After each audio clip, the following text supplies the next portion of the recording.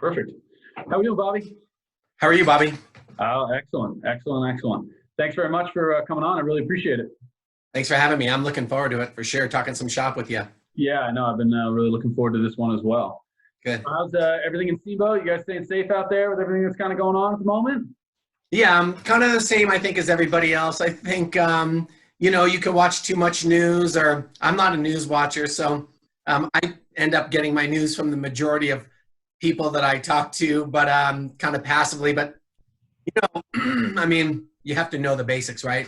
Right. Sure, you have to know what's basically going on, but too much news can be a little bit depressing and negative and unnecessary. A lot of it is redundant, and so really there's a lot of silver linings to it. I've gotten to spend tons of time with my son Enzo, which has been, it's been awesome. I mean, I get quite a bit of time with him anyway, but it's been more, and that's been great. It's been so fun. We've been out riding his bike, we've been skiing and alpine skiing and Nordic skiing, and yeah, it's been awesome. So it's fine. He is probably the best dressed toddler I think I've ever. You really do it up fashion wise. Enzo Valentino there is looking always quite fly.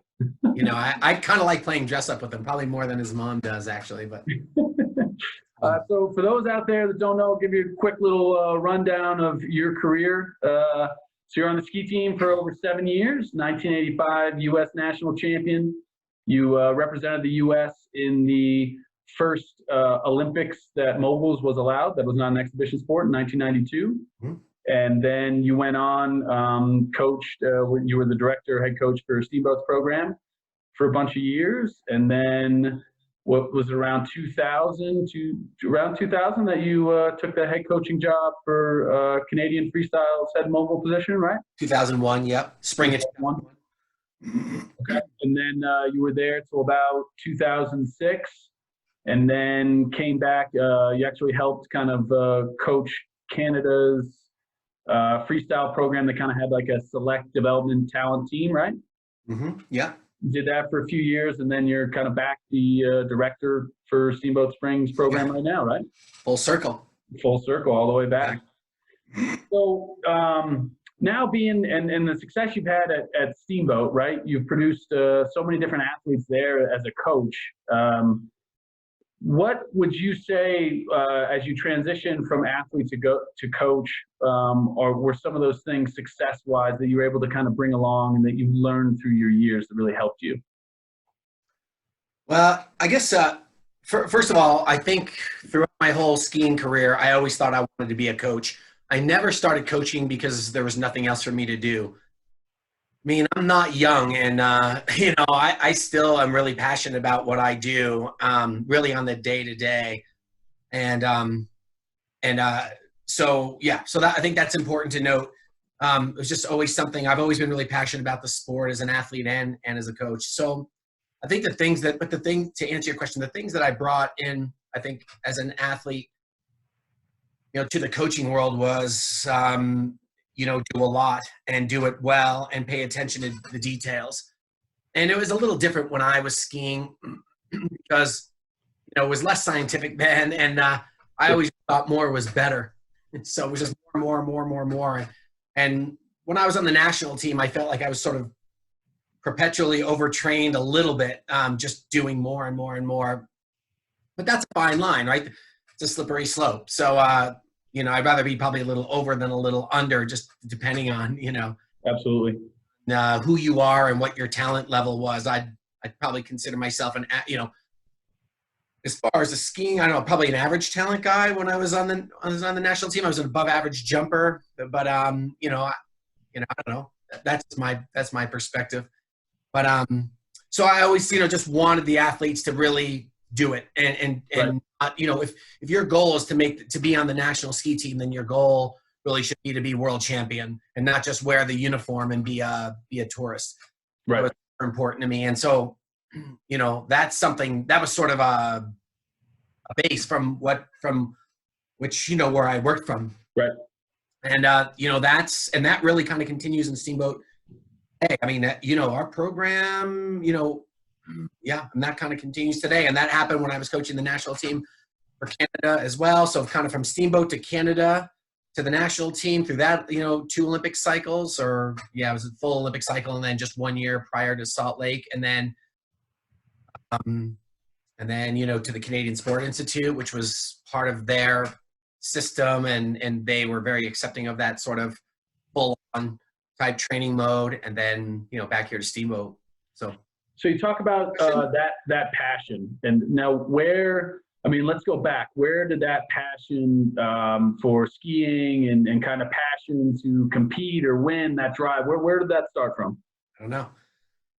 I mean, it just, since I was a kid, I've always been really romantic about that process. I don't know. I just really, really enjoyed it. We don't have time, but the ridiculous amount of things I did as an athlete, or as even a little kid, or, when I was at Killington Mountain School, the things that we did to get to that place, because I had a late start. I was listening to Troy Murphy's interview with him earlier today, and he had a late start. I was kind of a late starter too, but I made that pretty quick. I accelerated pretty quick just because I was into it. I was into it, and volume and miles was really, really top priority to me. Now, how did you find your way into it? Because you're from Jersey. How do you make your way up to Killington? I mean, how far is the drive to Killington from where you were? So when I was a little kid, I loved to ski, and my dad loved to ski, and I would go to Stratton from New Jersey with my dad. I was young. I was, in grade school. My dad was cheap. I could have had better skis, but I did have wood skis with screw-in edges. And I had lace-up boots my first year, but then I got buckle boots. But so at least I was very primitive. It was kind of awesome. And then we moved to the West. Well, my whole family moved to the West for a few years, and then I moved back to the East Coast with my mom. And this is a very, sort of interesting story, really. It's very serendipitous. So the dean of my high school had a house in Killington, and he was also the assistant coach of the Alpine race team in my town. And I tried out for the team. I made the team. I made varsity, which was not a big deal. And we just connected. And right. Over all these years, subsequently, he was the best man at my wedding. So kind of like a father figure to me. Sure. Really, really great guy. And so he had a house in Killington, and then I started going to Killington Mountain School and traveling up and back with him, because my mom wasn't really a big skier, especially as she got older. She wasn't a big skier, but he was, and his family, his wife and his 2 kids are. And so that's how I got really started. And then I went up. His name is Paul Holmes. I was up and back from Killington. Then I went to Killington Mountain School, and then continued on and made the national team. But that was sort of it. So I was extremely, extremely fortunate and very lucky to have just met Paul Holmes. Without him, I wouldn't be doing this interview right now. So you would have to say that he was probably was he influential in kind of creating that passion for skiing and some of where that drive to succeed came from? He was, I had the passion. Mm-hmm. He knew I had the passion. I don't think he would have invited me to come to Killington on those weekends and do all that unless he realized that I had a passion for it. So I don't think he really, he certainly helped me sustain that passion. There were some days I came home from the hill just as a regional skier, completely deflated, even when I was on national team a little bit, but I came home deflated thinking I was the worst skier in the world. I didn't get there, whatever. And so he would always kind of, talk me off the ledge a little bit. So would you say you were pretty hard on yourself? Yeah. Too hard on myself, looking back. I mean, again, it was a much different time. We didn't really have like a battery of, we did have a good coaching staff, very good. It was just more primitive at the time. But I was hard on myself, really, to a fault, I think, kind of throughout my career. That probably helped drive you a lot though, right? Yep. Some of that being kind of hard on yourself helped you. Now, for those out there that don't really know, in the freestyle mogul skiing world, Killington is certainly one of the meccas in the country, and has created a lot of Olympians. The first Olympic gold medalist came out of there in 1992 for Donna Weinbrecht on the female side. She dominated the sport for years, and they've pumped out a ton of athletes, including yourself. And so would you say that was a good time to kind of be coming out of there? Because there's a huge talent pool that comes out of Killington and producing mogul skiers. I mean, was who else was there at the time? It was Maggie Connor, was there, Chuck Martin, Steve Desovich. But we represented 4 athletes on the Olympic team that year. Myself, or Donna, Chuck, Maggie, and me. So yeah, 4 athletes came out of Killington at that time, and it was, yeah, we just had a lot of momentum, and really, we were fortunate when I was at Killington Mountain School. We had a really good coaching staff that really knew their stuff, and for the day, I thought they were very good and very professional.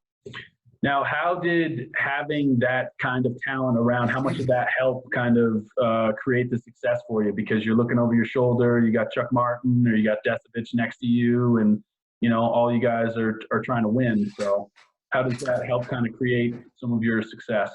Yeah, it was huge. It was huge. I think that's something that I think about a lot and that we try to continue today in Steamboat. We want to create a winning culture and a winning atmosphere, and atmosphere and a culture with standards that are not up for negotiation. Those Right. standards are consistent and constant, day to day to day, week to week, month to month, year to year, and that's sort of what you're known by. And so yeah, I think really it was Desovich and I. And certainly Chuck was a very good competitor, but Steve and I would really put our nose to the grindstone and train and train and train. We were roommates at Killington Mountain School. They said we did a lot of outlandish things, you know, throughout our young careers to make it happen. But, you know, our focus was to be. What were some of those outlandish things? Some I'll tell you, some I won't. But one of them I thought was really good. Back then we had, you know, Walkmans with tapes, you know, Right. in them. And so the Walkmans had, you know, 2 ports for earphones. And so we made these custom that would like go over and over like what our goals were. Like we were going to be world champion, we were going to be Olympic champion, and there was going to be nothing that was going to stop us. And we would lay in our bunk beds with our earphones on and go to sleep like literally every night with this tape. We made the tape ourselves. We talked into the microphone into the tape player, and then yeah, we just put it on play, and that was every single night. It was just repetitive. You will be the best, you know, this sort of thing. It was pretty funny, actually. Well, there is some psychology behind that. Definitely that positive psychology, telling yourself you can as many times over and over again, is definitely not a bad thing. Yeah, I mean, I don't know, that stuff, you know, just sort of as a culture, or as a, you know, if you want to try to win stuff, you don't know what's gonna work, right, Bobby? Like you don't know for sure what's gonna work. So you want to cover, my thought has always been, you want to cover all your bases, and some of that is going to be wasted time. Sure. No, some of it's going to be absolutely wasted. So people will look and go, well, that's a waste of your time. Well, you don't know for sure what's going to be a waste of time or not. But, you know, why not? Why not just do all of this stuff and only 20% of it was a waste of time, but the other 80% was, you know, really. Yeah, couldn't agree with you more. I think it's better to look under every stone that you can to try to figure out what kind of information or whatever else you can kind of gather to help you, whether it's getting forward in your athletic career or helping an athlete forward business-wise, whatever it is. You might as well put in the extra effort, because that works out to most things in life. The more effort you put in, the more you get out of it, right? I couldn't agree more. No, for sure. I'm telling you, I should be doing the interview and you should be the guy. Be switching roles. Maybe next time. So coming back, you were also, I mean, you were top 5 in the world one point, and then you're also the first person in history that to win a World Cup and then also go through and win a Pro Tour event. Yeah. And for those out there that don't know, the FIS had a World Cup circuit, and then they also started a Pro Tour event. Was it the Chevys? Was it Bud? Who had the Bud and Coors? Yeah. Bud and Coors had the Pro Tour, and so it was definitely a little bit of a different time back then. The heyday of freestyle, where it's kind of definitely grown a little bit smaller. There's been a little bit of kind of shrinkage in that model right now at the moment. We got to get people skiing moguls again. Yeah, for sure. I mean, well, yeah, the Pro Tour was great. It was really, really great situation for sure for us that had just retired from the team after the 92 games. It worked out pretty well for us for sure. Now, how many stops would they have when you would go through and they had that kind of pro tour circuit? So they had the Bud Tour, which was about 12 stops, and then they had the Coors Tour, which was 4 stops. So it was a lot, 16 stops, and it went, from kind of just maybe just before Christmas or just after Christmas, right through to the spring. And there were a lot of events, and they were all duels right from the beginning. So it was a lot of skiing, but it was really fun. That's awesome. Now, would you say you were a better competitor than towards your talent? And was that from all the hard work? Because you talked a little bit earlier saying you're kind of average talent-wise, but you had that work ethic and overtrain. When you got in the gate, would that translate? I mean, would you say you were a pretty good competitor when it came time to push out? I think I was a pretty good competitor. I think certainly, I think the harder you work, the luckier you get, and so I think I was a pretty good competitor. I think I was, to be honest, to be frank, I think I was a little bit immature. Could have used, more guidance at that time for sure. But I think that I managed myself pretty well with that. I think I learned a lot. I listened to a lot of tapes, Dennis Waitley and some old school guys that were really, really good, Tony Robbins. And so I was constantly pursuing different things to up my competitiveness. And I think I was a good, good competitor. Would you say you were more of love to win or hate to lose?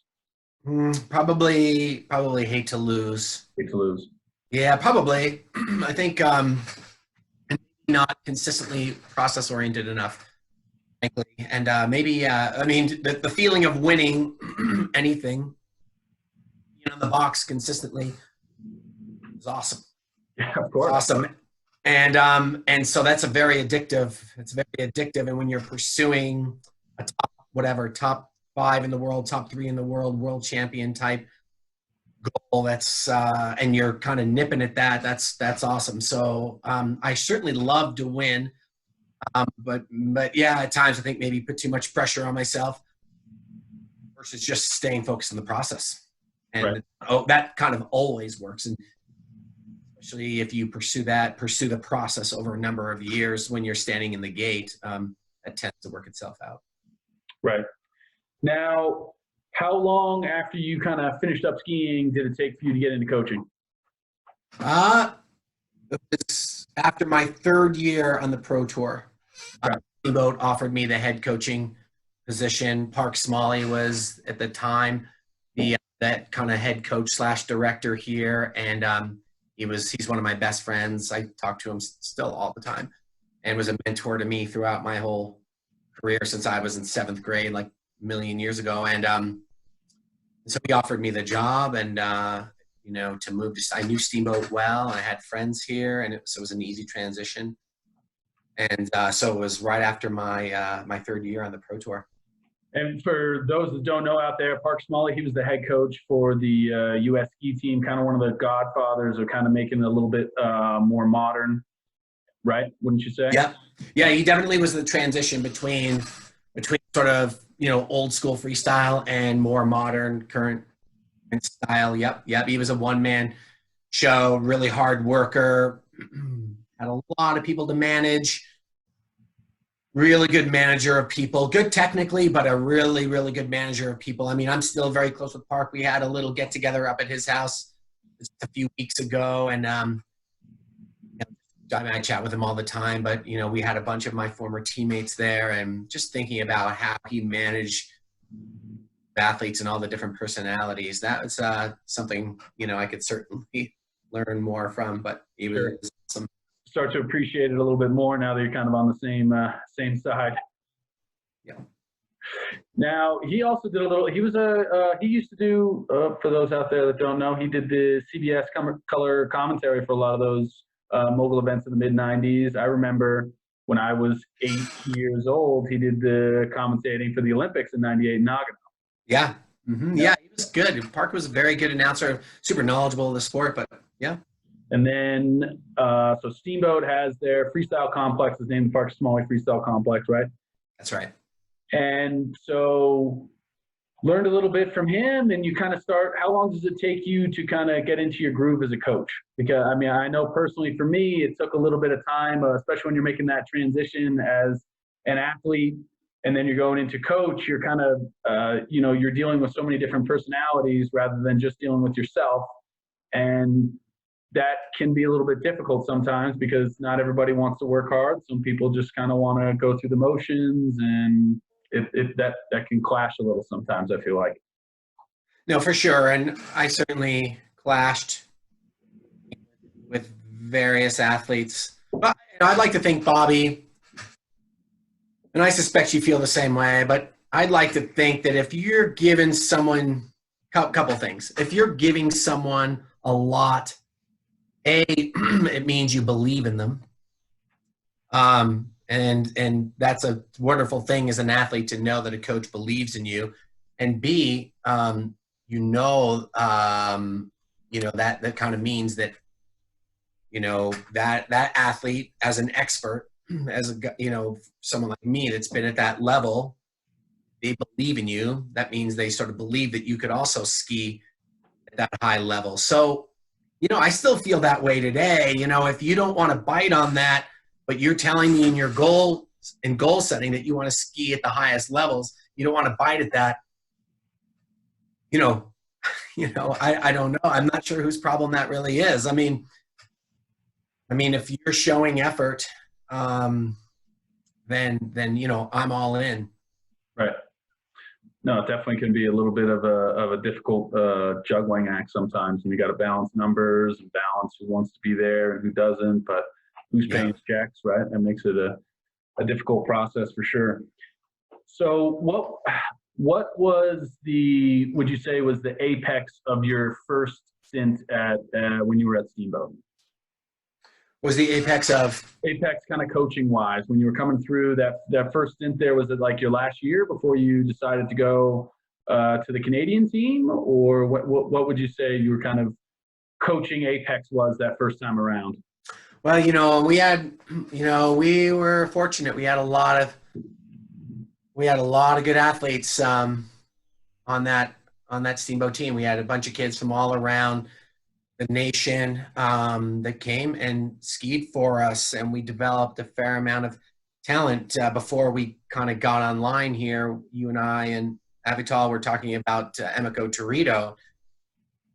She was super good, made it onto the national team and had some good results. Travis Mayer obviously was very good. Coached him to the national team, but then I ended up coaching against him because as soon as he made the national team for the U.S., I started coaching for Canada. So it was kind of interesting how I ended up coaching sort of against him a little bit, but he's still a good friend. I ride bikes with him all the time. We skied a bunch this winter together. So, with Lindley Horde, we had a bunch of great athletes during that early time that we coached to the national team. Right. Now, what is that transition like? Now you get to call up, you go interview, and then it's Canadian national team, which it's quite a different level than just the domestic program level. It's much higher stakes. They're wanting to know how many medals you're going to be getting, and things change quite quickly from just developing athletes to the best they can be to, all right, let's see world championships, let's see gold medals. It can be a little bit of a daunting challenge. I love that. I love that challenge, and I love that pressure. As a coach, I almost love that pressure more than I did as an athlete.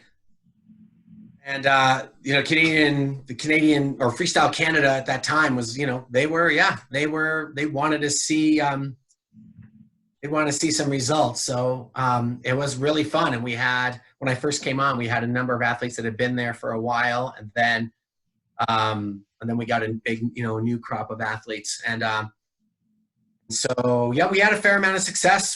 That was kind of the beginning of the rebuilding of Freestyle Canada at that time. And so my first year, I was assistant coach at the Salt Lake Games in 2002, and then I became head coach between 2002 and 2006 in Torino, Italy. And I hired our assistant coach, Rob Kober, who's from British Columbia, and was the head coach. He just, after the 14 games, he stopped being the head. 2018, yeah. Is that right? Or after 20, what was that? What is that? Is that right? I want 20. After 2018. Yes, 2018. Yeah. Yeah, I'm sorry. No, you're good. Huh? You're good. 2018. Yeah. Right? Yeah, 2018. Yeah, sorry. No, you're fine. Yeah, it seems like it's been longer than that, but it hasn't. So yeah. So we sort of set a standard, and we had a standard amount of volume and just a basic standard of what the athletes were asked to do. And that sort of continues today. And that's something we're really proud of. It's a process we were really, really proud of. We coached first sweep ever in the men's podium sweep ever in history of Canada in skiing, whether it was alpine or moguls. That was really special moment. And Marc-Andre Moreau getting second at World Championships in Ruka, Finland, qualified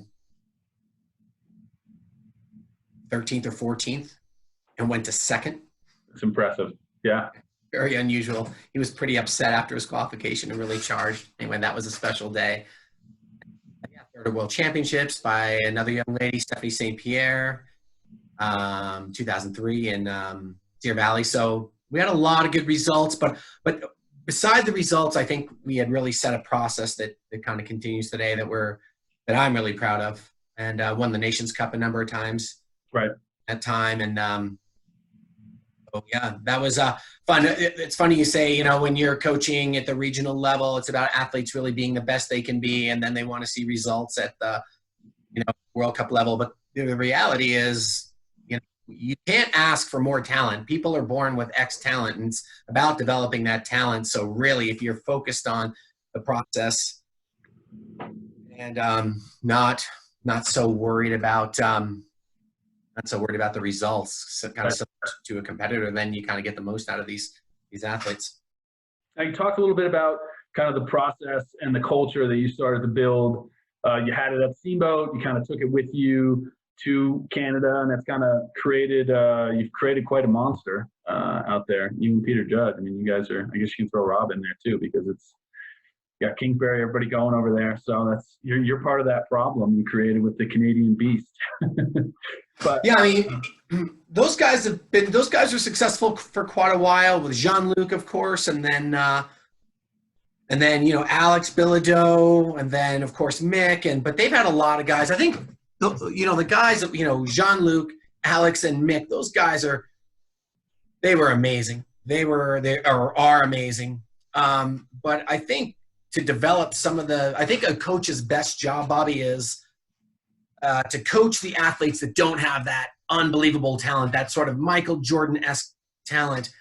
Right. And those are the guys, if you get those guys kind of top 5 in the world, top 6 in the world, guys are making the super final, that as a coach is your best work. Right. And for sure, going into that program, I knew what they expected. And started with Peter Judge for sure. And I kind of went on to with Rob and I, and then was kind of carried on by Rob. So yeah, we just expected excellence, and Peter expected it out of me. I expected it out of Rob, and then Rob expected it out of his coaches. And then now Mike Hamlin is the head coach of that program, and is doing an excellent job, obviously. Right. So that kind of continues on. That culture is really, really strong, and we try to keep things as simple as possible and consistent. So simple and consistent. So would you say that's kind of like a daily habit, or something that really helped kind of with the success that came along, keep things simple for people? Yeah, yeah. Let them know what's expected of them. Keep it simple, and let everyone know from the beginning what's expected of them. Right. So, along with successes, there's always a little bit of failures that come in, and you do not go unscathed because you are like the rest of us and you're not perfect. So after 2006, you kind of get done coaching with the Canadian team. You don't quite have the results that you were planning on at Torino, right? It's fourth in Salt Lake, fourth in Torino. Yeah. It makes when it goes down to those medal counts, that gets tough. Yep. I know Peter felt the same thing, and he had the same heat on him in Nagano in 1998 when Jean-Luc finished fourth. Yeah. Which was a rough go for him because they've like you say, they have so much talent, so much success, and they don't like not collecting medals. That's for sure. Yeah. So how do you kind of deal with some of that failure? How does that help kind of drive you? And what are some of the lessons you would say that you've learned that kind of helped you succeed and helped you grow? I think there's a fine line. If you ask any coach that's successful, I think there's a fine line between, between pushing too much and not pushing enough, and figuring out exactly what athletes need. No one knows exactly. You've just got to, balance that line all the time. But just figuring out, what we didn't do. We were never short on anything. Maybe we were a little long on some things. Maybe there was too much of this or too much of that. We did too much, but that took me a while. It took me a while to realize. I remember after the games in 2006, we gave the athletes a few days off to decompress. I'm like, Rob, we need to go and train. I kind of got into it a little bit. We had a disagreement. He didn't think they needed to go train. I didn't, but they needed to go train. So I went to the competition committee and asked them to reopen the course, and we went up there and trained. We're the only team up there training because we had a big chunk of the World Cup still to go. Right. So the training sessions weren't long, but I thought it was important. We had to keep going. So, but maybe I pushed too much at times, and but it's hard to know when your guy gets fourth, and it's close. It's always close, and but that one hurt for sure. That one hurt, and 2002 hurt a little bit too with Jen Heil, and she won in 2006. But yeah, with I mean it hurts, but you just have to have perspective and decide. Those margins are narrow. Yeah, extremely narrow. Especially when you're on the big stage there, that definitely can make things that much worse.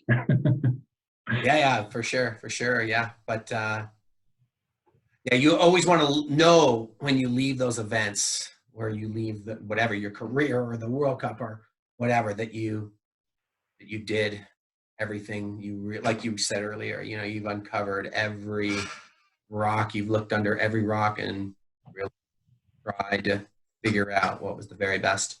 Right. Process. So how did you find your way back to the coach in the Canadian development team? They're kind of so after 2006, I swore I was never going to coach again. I was done coaching, and so I got into real estate development here in Steamboat, into real estate development, and I really enjoyed it. Right. I enjoyed it a lot, actually. It was fun. Steamboat's a great town to do real estate in, and and kind of continued on that for a few years, and then 2008 kind of happened. The economy really crashed, and I continued on for some time, and then I was lured back in by Peter Judge to coach like a small funded team of kind of top athletes in the country, like you had said, like a development team to the national team at the Canadian Sport Institute. And it was really, really enticing. The whole situation, to have a funded group of athletes that you could hand pick, was amazing. And what a great opportunity that was with that, with the Canadian Sport Institute. I had a ton of education. I was around a lot of really smart people. You know, I'm an Olympian, and I'm around people that have PhDs and were two-time Olympians. So that was pretty special. All the learning that went on for me was awesome. And that really turns me on. You know, that really, you know, fuels my fire to be in an atmosphere where you're learning from smart people all the time, and just increasing your knowledge, and you're able to do a better job coaching, and really understand more of the nuances. That was a special position. And I love living in Whistler, and yeah, we enjoyed everything about British Columbia and that culture. And I had a great group of athletes, good athletes that are doing well on World Cup right now. Brendan Kelly, one of them, and Andy Naughty, who is a very good World Cup mogul skier as well, who's coacher in NORAM champion. And she's very good, really fine young lady that had great results and was super coachable. And yeah. Now, so how many athletes were you allowed to kind of handpick and put on your team? Up to 5. 5. Yeah, up to 5. Sometimes we had 4. Yeah, sometimes we had 4, but between 4 and 5. Which is kind of the perfect ratio as a coach. You know, you start to get 6, 7, 8, and it's really hard to kind of be able to focus in and give those athletes the right kind of attention that they need, right? I think so. Yeah, I think so. I mean, it's yeah, you just don't ever want to dilute it. If you're national team bound, or you want to ski at the Olympic Games or be on the national team, then you should want to be the champion. You should want to be the best. And so, you know, to really do that, it's all about the attention to detail. And you know, I've always thought that it's, you know, the attention, the devil's in the details. And we just didn't leave, you know, anything uncovered. You know, we worked hard to make sure those athletes got everything they needed, and we're really fortunate to have an amazing support staff. Really work hard with those athletes, and it was our team. It was never my team, but it was our team, and it was a really collective. It felt very collective, and there wasn't a lot of ego with anybody. And it was a really, really fun group of people to work with, our sports psych and our physio and our S&C guy and all these different people that were really invested in it. It was special. Now, having that kind of everyone's all in, everyone, that creating that culture, I mean, you think that really helps and breeds success in the athletes? Because that can be kind of difficult when you're dealing with the individual sport, to get everyone on board, as even though they're individuals, kind of into that team buy-in, everyone helping everyone to kind of succeed. I think it was small enough where they all felt like they could make the national team within a short period of time, within that short window, and then they just still kind of battle it out. But I've never thought, I think that culture is really important. Like, you look at the U.S. women's cross country team, and they do an amazing job of that. Mm-hmm. I'm trying to do more of that currently, actually, but I never thought about that much, but always encourage the athletes to support each other and to do more, but support each other. I mean, if you're going to get beat, it's better to get beat by your, you know, one of your teammates that you know is training really hard, you know.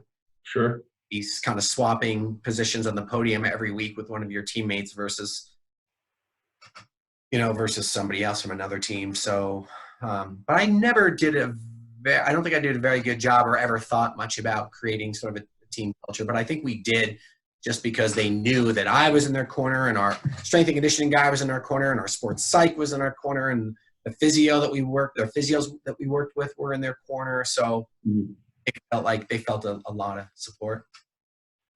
So how do you make your way back to Steamboat for round number 2? Yeah, so the funding ran out of that program. Okay. And yeah, it was like almost too good to be true. It was just amazing. And then, and but absolutely serendipitously, the director, who had been the director here for a long time in Steamboat, was leaving. Right. And the club had called me earlier that year, before I was even planning on leaving the Canadian Sport Institute. And they had asked me some questions about what I thought about some programming stuff at the Winter Sports Club here in Steamboat. And then we got in contact. They got in contact with me sort of immediately. Okay. When the director left. And then we came back to Steamboat and, thought, well, we still had our house here and everything. So it was a pretty easy transition. We were really, really fortunate. Might not be a bad fit for you. Oh, yeah, we were. Yeah, Jess and I were very fortunate. Now, the success you've had kind of since you've been back has been unbelievable, to say the least. I mean, you guys were Club of the Year in 2017. You had domestic Coach of the Year in Kate Blaney, who's gone on to bigger and better things with Team Australia. She's coaching the World Cup team there, their kind of development team. And now you got Laura, you got a great staff there, and you've really built quite the program now, even from where it was before. You've put multiple athletes on the ski team and NORAM champions, and it's been quite impressive to watch from just another program around the country. You guys have set that bar you've talked about. Thank you. Yeah, I think we've done a good job. We're always, you're only as good as your last result, and but we've done a good job. I think I've got support from the Winter Sports Club. I think, again, our process is really good. It's not everyone's cup of tea. We're not a big team. We're not a big team in any of the age groups. U13, U15, U17, 19 are high performance. We tend to be pretty small because we largely draw just from Steamboat. Mm-hmm. And it's a small town. It's not like drawing from the tri-state area, of your Killington or Stratton or whatever. But we're fortunate, and again, our process is really good. Kate was awesome.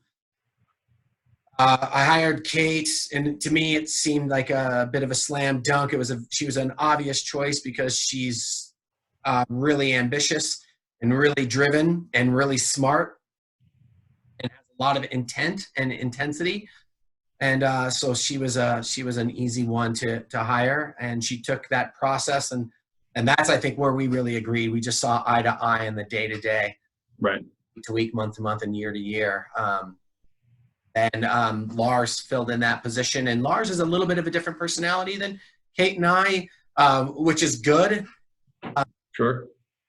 He does a really good job. I think he's got one of Lars's best traits is he has very little ego, and he's very learned. He wants to learn, and he's learned a lot as a coach, both technically how to work with the athletes and structure and organization. And I think we've really professionalized our program. That's kind of been a goal. Mm-hmm. As soon as I got back to Steamboat, is to really make the program professional and to really make sure we've got realistic volumes of what it really takes on a world-class level. To do 1,000 water ramp jumps. Spencer Belsky did 2 summers ago, did 1,300 water ramp jumps in the summer. Mm-hmm. That's all time. But we sort of asked for a minimum from our high-performance post-grad athletes, 1,000 water ramp jumps in the summer. And we document all of that. How many jumps, what jumps of those 1,000, how many are straight jumps, how many are back tuck, how many are back layout, how many are back full, back double full, cork 6, cork 10. So we've got that all documented so we can look back from year to year and base volumes off of the last year. And for those out there that don't really know, I would say for most of the clubs in the U.S. when it pertains to mogul skiing, logging, and keeping track of numbers and jumping and gym output and stuff like that is not a very, or at least has not been a very high priority over the last 10 years or so. I'd say it's probably fairly new, except for some of the top level programs like what Steamboat's done and kind of innovated for sure. Yeah, I mean, it's important to us. We think we know from the year before, well, you did a lot of jumps, so you did a lot of back tucks that equal really good back full or whatever. But in fact, you don't really know, and numbers don't lie. So why not log all those things? And you can look back and know exactly. Yeah, I mean, what worked. And you asked earlier, looking back, what worked, what didn't work, and how you're going to learn. Well, if you don't have things really well documented, then you don't really know. And so as really important, it's always been really important for us to be able to log all of those things. Competition results, looking at, competition results from the year before, looking at max scores, turn scores, looking at max jump scores, et cetera, and trying to gauge what you need to work on for the next year. Now, so you talk about being able to log all those things and everything else. What would you say is some advice you could give some people that kind of help you to prioritize your day-to-day and kind of keep everything going? Because you can't do everything all at once. There's only so much time in a day. So what kind of helps you prioritize some of those vital things you really need to get done? Like what's one of those habits that would probably help people out there to succeed? Well, I think I was looking when I was listening to your other podcast with Joe. I think he says it, but I think you always have to be. You've always got to work on your weaknesses. Mm-hmm. But I think you also have to have.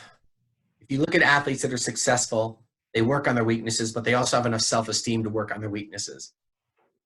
So I think to be able to address athletes, build them up, sure, build them up mentally, build them up emotionally. You can build them up physically. I think that's super important, but you've got to really be able to work on your weaknesses. So we sort of assess each athlete and know whether they need more strength and conditioning time, S&C time, they need more water ramp time, and if they are working on jumping, what exactly do they need to be working on jumping? Are they good at twisting but don't have good takeoff, don't have a good alignment in the transition? I mean, you've got to really, really break it down. Mm-hmm. Look at entrance position, alignment in different parts of the transition. I'm just talking about jumping. You can look at skiing too.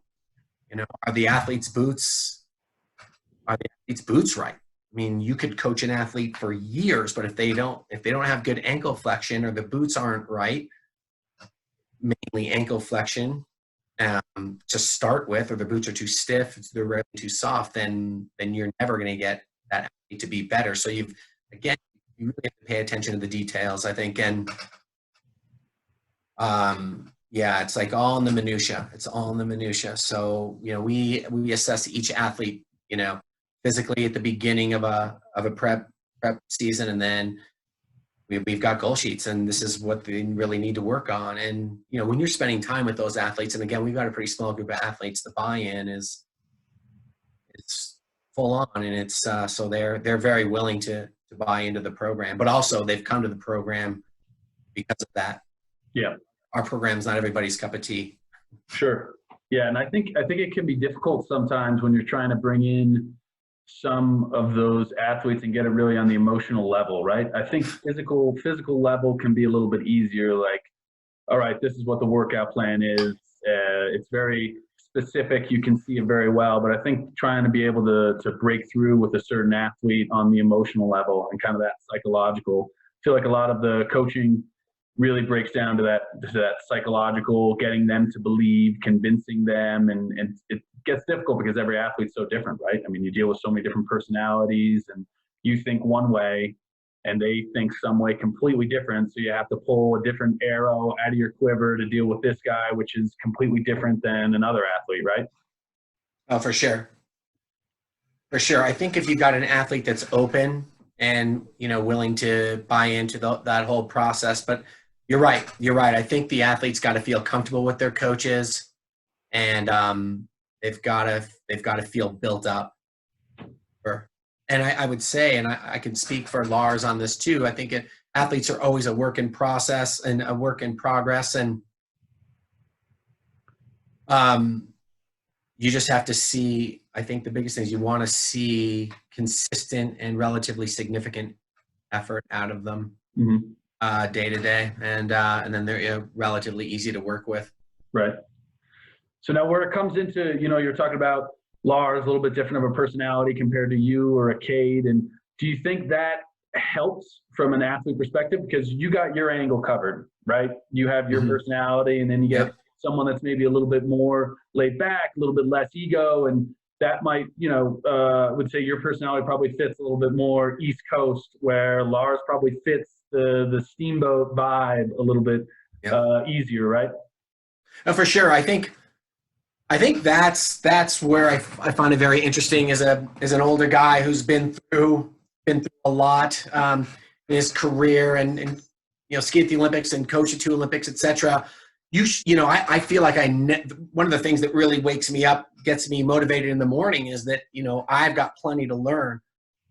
And so when Lars and I are coaching together, we're a little bit yin and yang, but there's times where I think he says some pretty profound things or is really thoughtful about how to deal with certain athletes. And we really learn from each other, but I'm still learning.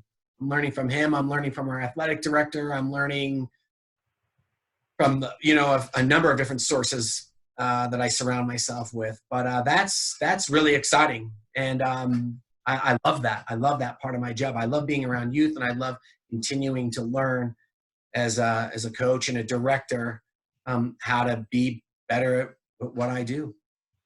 So for a lot of those coaches out there, whether it's skiing or it's any other sport, life in general, what would you what guidance or what are a few things, a few words of wisdom you would kind of give to them that would kind of help them create a little bit more success in the programs that they're either working for or they're trying to build? Well, just do a lot and be dedicated to your craft. Be thoughtful about the process, and understand more about what real world-class athletes do. Look at gymnastics. Gymnastics is a great example. Mm-hmm. Talk a little bit about that. Well, it's just, you can't be a part-time world-class gymnast. You can't train, 6 months or 7 months or 8 months a year and be a world-class gymnast. You simply can't. You can't train 6 or 7 or 8 months and be a really good cross-country skier. It's impossible. So, we have this little kind of world of mogul skiing, this little paradigm, but you've got to really look outside of our sport and understand what it takes, right, at a proper world-class level. So that would be the number one thing: is don't live in this small little world or the small little town of freestyle mogul skiing, but really look outside and see what the other processes are of other sports that are like crazy high level, like Nordic combined or Nordic, cross-country skiing or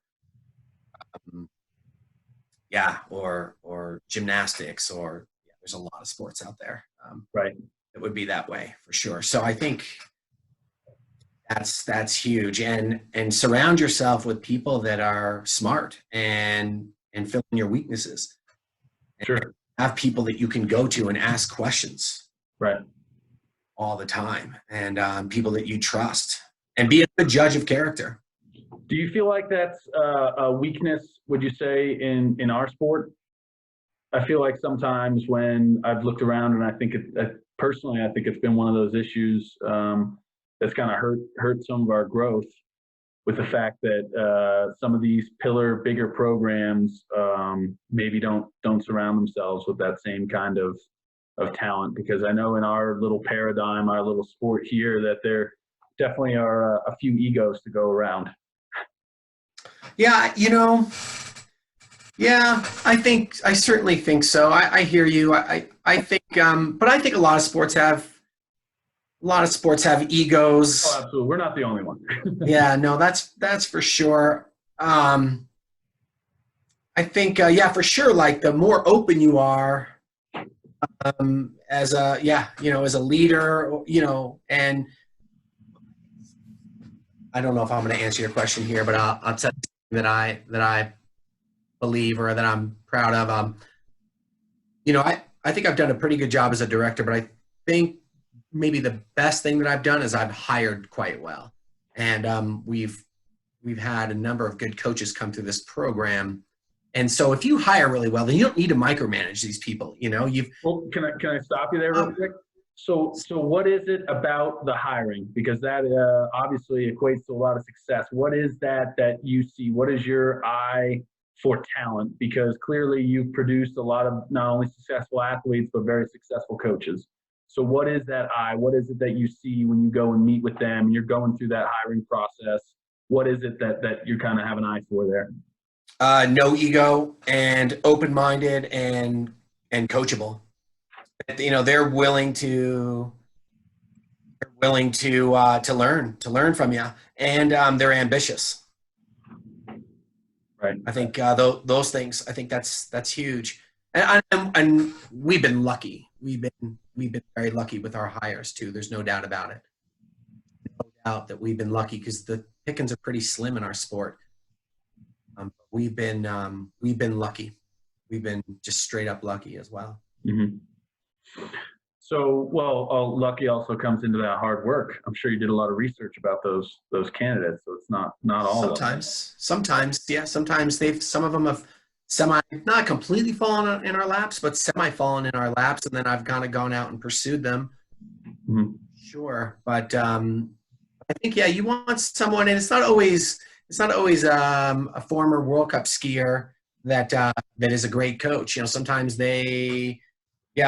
you've got someone who didn't make the national team who's like, well, I didn't make the national team because of this and this and this, and I want to sort of fix that going into my coaching career, or the weaknesses were in my coaches, and maybe that's why I didn't make the national team. And so, you know, I want to fix that as a coach and help this next group that I'm coaching. So like Lars never skied in the national team, and Kate never really skied in the she skied some NORAMs, etc. But they weren't, prolific, World Cup skiers, but they turned out to be, super good coaches. So. Right. No, I think that definitely pertains to our sport because it is a small little world. But what do you think could help kind of bring back some of those heydays we were talking about with the Pro Tour and kind of helping grow our sport a little bit more, kind of from where it's been? Well, there's a lot of talk about having duels in the games, in 2020 and 2026, I guess. So that'd be really good. I think it's tough. I've thought about this. Our sport is tough to do. It's just harder. It's the base of our sport to just do it on a very simple level is more difficult and more abusive than it is to go alpine. Sure. So, like, if you're a mom from Texas, you can go down an alpine racing course. If you're a mom from Texas, you can't really make it down the mogul field. It's really not any fun. So I think that our sport's maybe always going to be a little niche or more than alpine because it's so difficult to do. And then you've got the acrobatic component. Right. A whole other skill set that is difficult to learn, certainly difficult to learn later in life, and it's scary and it's dangerous, So to get our sport, back where we have a pro tour in that, I'm not so sure. I think I've spoken to Mosley quite a bit and Trace Worthington some about getting getting dual moguls at the X Games. Mm-hmm. I need to continue to pursue that. I think that certainly would help us. It's a less arduous process than getting it into an Olympic Games or something. And they can try it out for a year or two and then get it. If they don't, if they don't like it, the X Games doesn't have to, keep it. They have complete control of how and what they want to do. I think that would be really interesting. That certainly wouldn't hurt. Give our sport a little more visibility, and then having duels at the Olympics, having singles and duels would be awesome as well. Right. Yeah. No, it's an interesting problem to try to figure out what we can do to kind of bring it back into the eyes of some more viewers, because it's always one of the top Olympic selling ticket sales. It's usually number one or number two. The first ticket's gone is mogul, so it's kind of interesting that it can. And I feel like the numbers are pretty good in other nations as well. Like it's extremely big in Japan, France, Finland, Canada. Obviously, they're Australia now, especially with Delbeg and Desovich down there. They've created quite the monster down there, which is great. Yeah, for sure. For sure. I mean, the sport is exciting. There's no doubt about it. And it's super viewer friendly, and it's relatable. Whether you've had success skiing down the moguls or not, when you see a really good mogul skier, it's pretty mind blowing, and it's action packed. It's got a little bit of that sort of alpine element with the skiing, and then it's got sort of the new school free ski type thing with the jumps, and the personalities tend to be quite good in the sport. So it has a lot of great elements. There's no doubt about it, and I think we'll see a resurgence just through just through being in ski sport and being part of the International Ski Federation over time. We'll see it continue to grow here, or make a resurgence.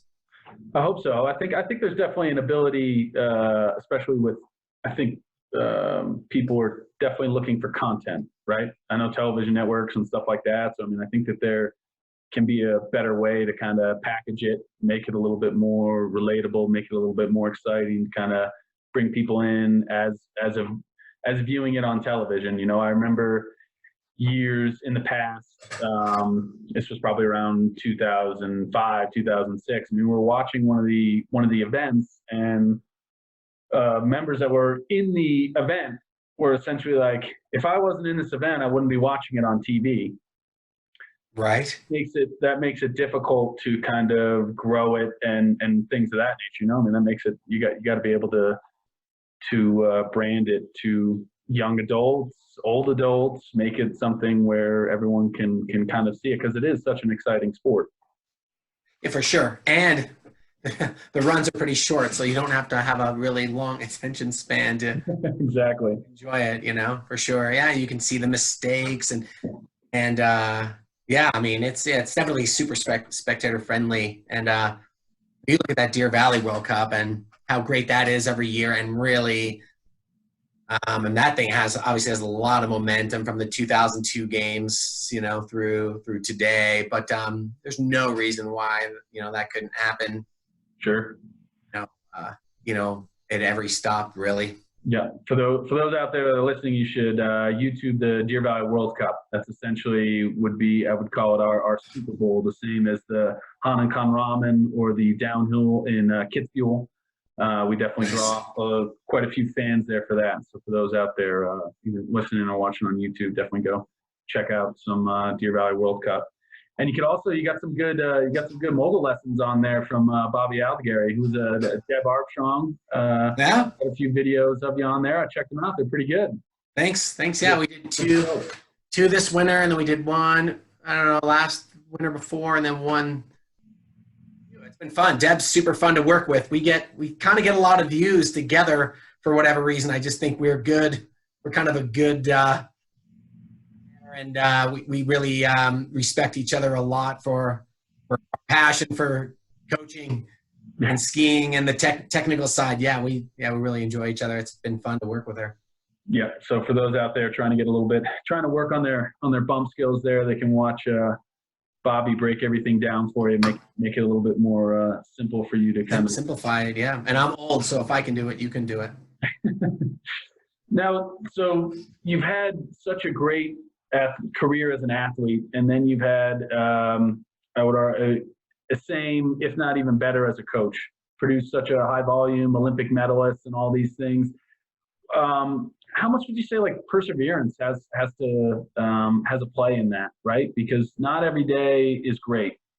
Obviously, the days when you're on top of the podium and the days where you're doing well are great, but perseverance, you think that's a big part of what's driven you and helped you succeed so far? For sure. Yes, perseverance and that for sure. But I think that the question lies a little deeper than that. What gives you that? Yeah. And I think it's more about the passion. That drives you to persevere every day. So I really think that it's about the passion and the enjoyment, finding some enjoyment even in those difficult days. Right. And finding like, hey, look, we got through that one, and you know, even though it was difficult, this was good or this was good. You know, these few things were still good day. And so I think what's kind of part, it's passion and positivity. I think you've got to be sort of positive on the day to day. And certainly athletes see that, or your staff sees that. Yeah, but persevering for sure through those elements is huge, because yeah, there's a lot of difficult days as an athlete. You know, I was on the national team. I blew out my ACL 2 years in a row, and the year just before the Olympics. And there are a lot of people like, you should quit, or, you know, I can't believe you're going to come back less than a year. You had 2 ACLs. And for me, my perspective was, it was like this. Like, I never once thought about quitting. Like, never once. Quitting. It was just like, I'm going to do it. I'm going to do it. I'm going to do it. But that's just because I was passionate about it. And I always felt like I was in some sort of like inspirational video all the time.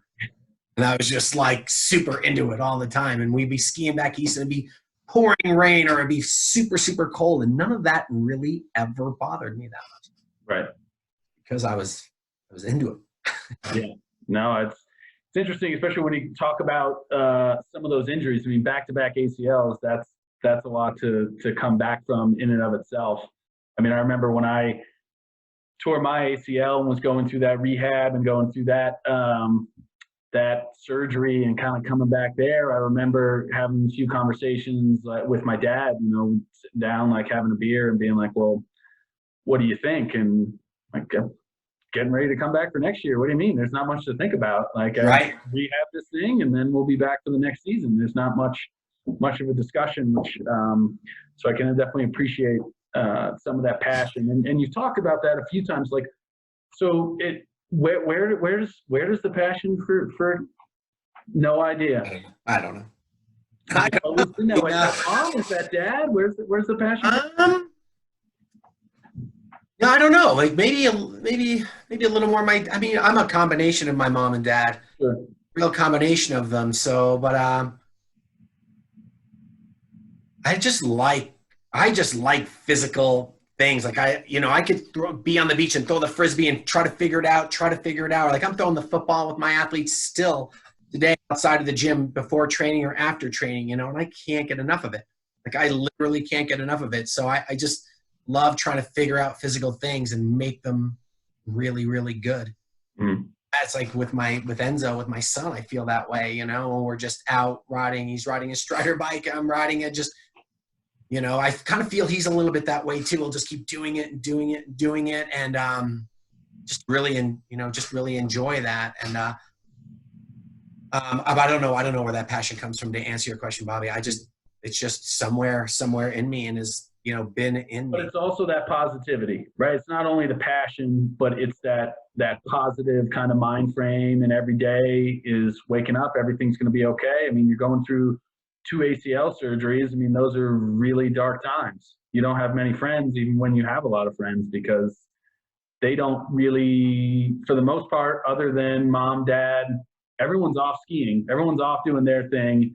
And you're stuck in your little rehab dungeon, which is a pretty dark place. You're going through a lot of pain to get that knee to flex a little bit more. I mean, that's a difficult process to go through. I agree.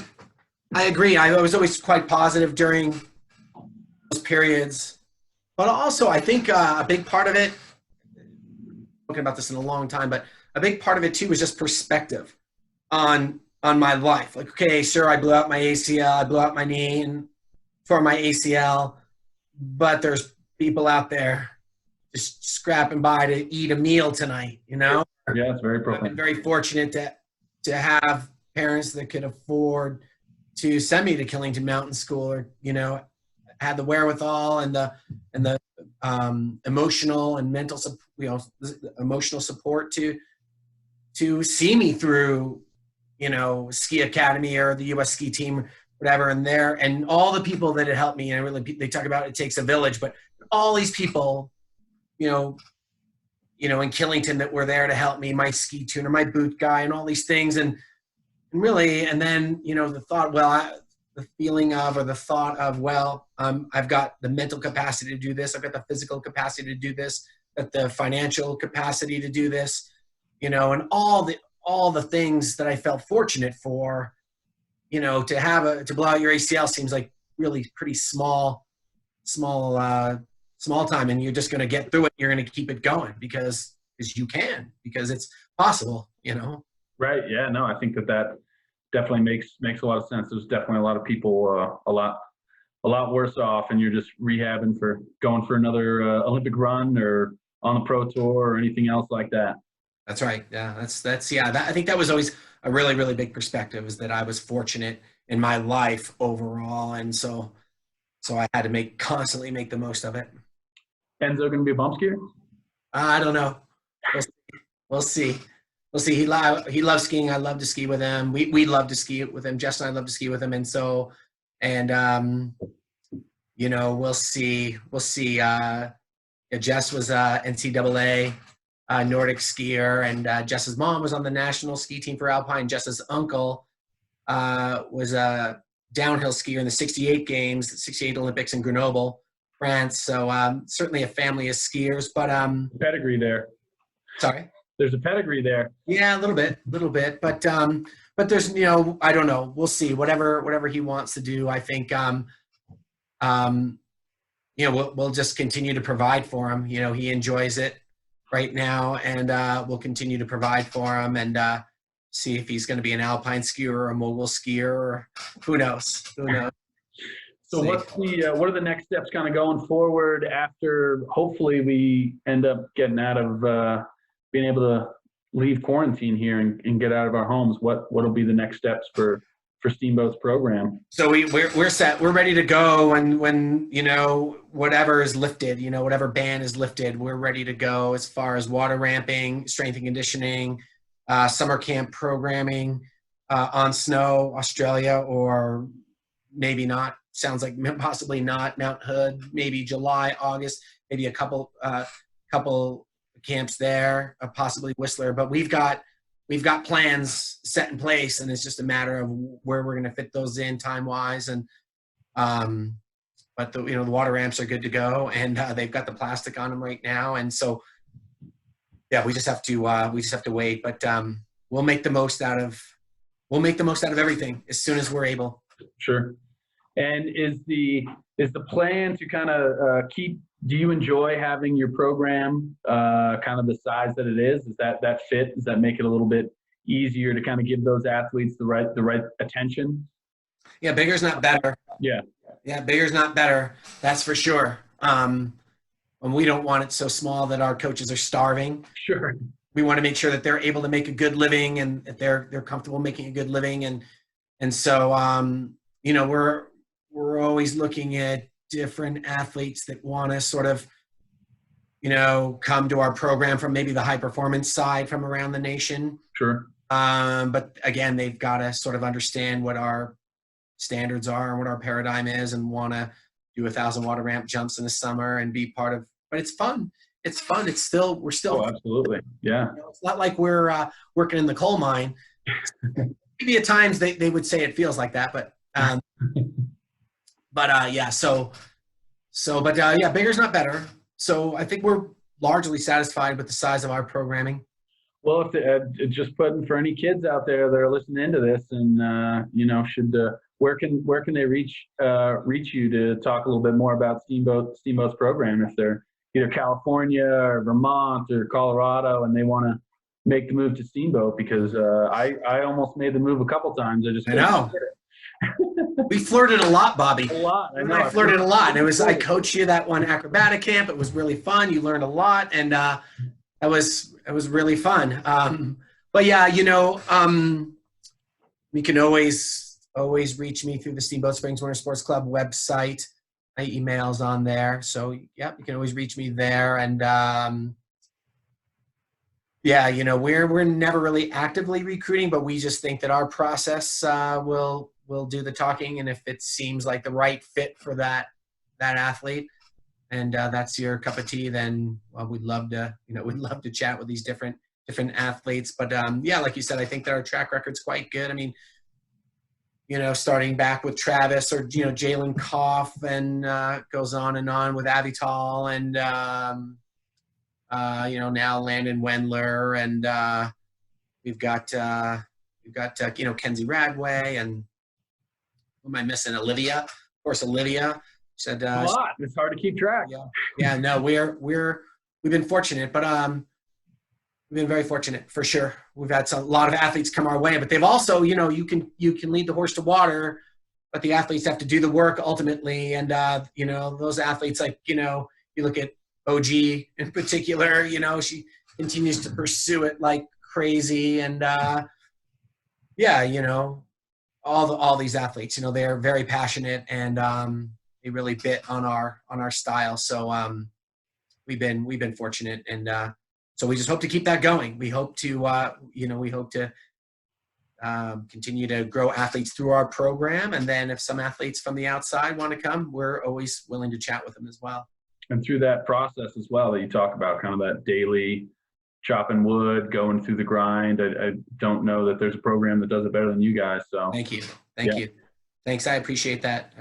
Bobby. That means a lot coming from you, and you're certainly one of those guys. I appreciate it.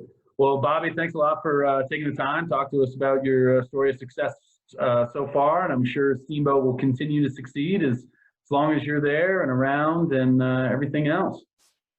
Thanks, and congratulations to you on getting engaged. Thank you. Appreciate it. Yeah, that's exciting, and look forward to your engagement party. I hope that's what we have to see, I guess, huh? We will have to see. I'm still, we haven't announced anything yet because it's like we have no idea. So we'll keep it up in the air until we have to make a decision, I guess. Sounds good. Well, congratulations to you as well. All right. Thanks, Bobby. Appreciate it. Okay. Bye. Thanks, everybody.